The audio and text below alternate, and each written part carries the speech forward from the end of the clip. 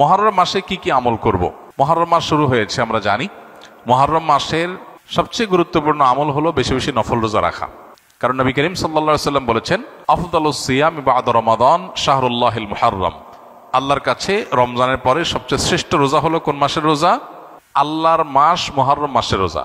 মুহররম মাসকে নবীজি বলেছেন কার মাস? আল্লাহর মাস। সব মাসই আল্লাহর, কিন্তু এটাকে আল্লাহর মাস বলে নবীজি সাল্লাল্লাহু আলাইহি ওয়াসাল্লাম ইঙ্গিত করেছেন এই মাসটা বিশেষ কারণে মর্যাদাপূর্ণ। তাহলে আমরা আজকে যে মাসটাতে প্রবেশ করলাম, এই মাসটা একটা মর্যাদাপূর্ণ মাস। সম্মানিত 4 মাস সম্পর্কে কোরআন যে ধারণা দিয়েছে আমাদেরকে, আল্লাহ বলেছেন, ইন্না ইদ্দাতাশ শুহুরি ইনদাল্লাহি 12 শাহরান ফি কিতাবিল্লাহি ইয়াওমা খালাকাস সামাওয়াতি ওয়াল আরদ মিনহা আরবাআতুন হুরুম।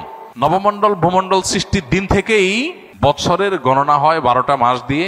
এর মধ্যে 4টা মাস হলো সম্মানিত। এই যে 4টা মাসকে আল্লাহ সম্মানিত বলেছেন, এই 4টা সম্মানিত মাসের মধ্যে একটা হলো মুহররম। বরং 4টা সম্মানিত মাসের মধ্যে সবচেয়ে বেশি সম্মানিত যেটা, সবচেয়ে শ্রেষ্ঠ মাস যেটা, সেটা হলো কোন মাস? মুহররম মাস। এজন্য মাস হিসাবে রমজানের পরে সবচেয়ে মর্যাদাপূর্ণ মাস হলো কোনটা?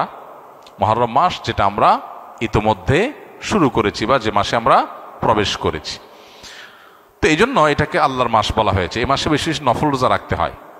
নফল রোজা নিয়ে অবশ্য আরেকটা হাদিস আছে, এর সাথে বাহ্যিক দৃষ্টিকোণ থেকে কন্ট্রাডিক্টরি মনে হয়। সেটা হলো আমাদের আয়েশা রাদিয়াল্লাহু তাআলা থেকে বর্ণিত, নবী সাল্লাল্লাহু আলাইহি ওয়াসাল্লাম এর ব্যাপারে তিনি বলেছেন, মা রাআইতু রাসূলুল্লাহ সাল্লাল্লাহু আলাইহি ওয়াসাল্লাম ইস্তাকমালা সিয়ামা শাহরিন কাত্তু ইল্লা ফি রমাদান ওয়া মা রাআইতুহু আকসারা সিয়ামা মিনহু ফি শাবান। অর্থাৎ আমাদের আয়েশা বলেছেন রাদিয়াল্লাহু তাআলা আনহা, যে আমি নবী করিম সাল্লাল্লাহু আলাইহি ওয়াসাল্লামকে পুরো মাস রোজা কমপ্লিট করতে দেখছি এক মাসে, শুধু ছিল রমজান মাস, যে পুরো 30 দিন রোজা রাখছেন। এটা শুধু দেখেছি কোথায়? রমজান মাস। আর রমজান মাস ছাড়া সবচেয়ে বেশি, মাসের বেশিরভাগ দিন রোজা রাখছেন দেখছি যে মাসে, সেটা হলো শাবান।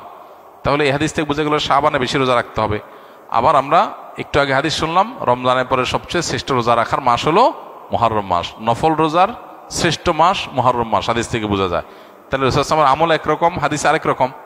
এর সমন্বয়টা কোন জায়গায়, কিভাবে? উত্তর হলো যে মূলত মুহররম মাস এটা নফল রোজার জন্য সবচেয়ে সেরা মাস। এরপরে শাবানের মর্যাদা। নবী সাল্লাল্লাহু আলাইহি ওয়াসাল্লাম হাদিসটা বলেছেন, কিন্তু এটা আমল করার সুযোগ তিনি পান নাই। আল্লাহ তাকে দুনিয়া থেকে নিয়ে গেছেন।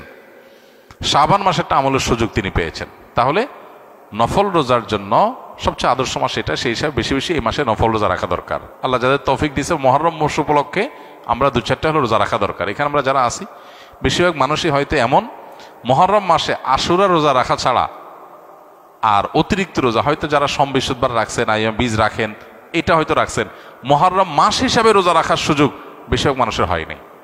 তো এই হাদিসের উপর আমল করার জন্য হলেও আমরা মুহররম মাস উপলক্ষে 1-2টা রোজা রাখবো ইনশাআল্লাহ। এক। দ্বিতীয়ত, মুহররম মাসটা সম্মানিত 4 মাসের একটা। সম্মানিত 4 মাসের বিধিনিষেধগুলো এখানে চলে আসবে।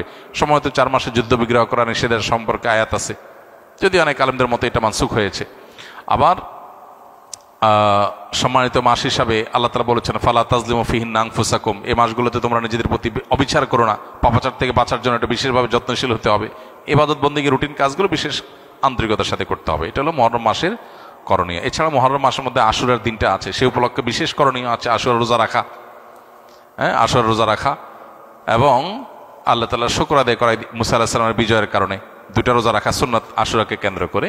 এ হলো মুহররম মাসের করণীয়। এর বাইরে মুহররম মাসকে কেন্দ্র করে অনেক করণীয় আমাদের সমাজে আছে, যেগুলো একটাও কোরআন বা হাদিস দ্বারা প্রমাণিত নয়।